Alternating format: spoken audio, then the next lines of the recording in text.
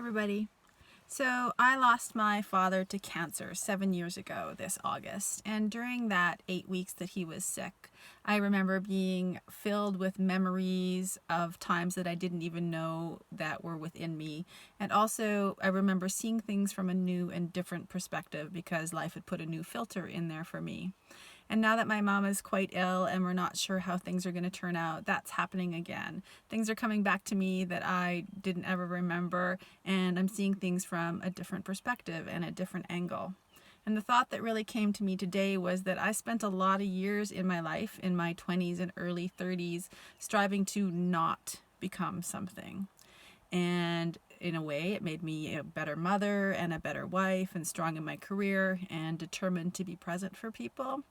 But in another way, it was always striving to prove myself and overcome something and not be something. And as my confidence grew and my love for myself grew, and age will bring you perspective, I switched to instead striving towards what I did want to become.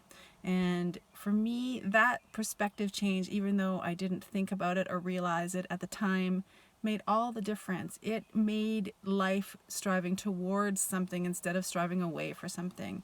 It was about growth and flexibility and embracing things instead of overcoming and proving and hating and not wanting to be something. And so that's my hope for you today, that if you are spending your life proving that you aren't something, that you try and switch that perspective to instead decide what you do want to become.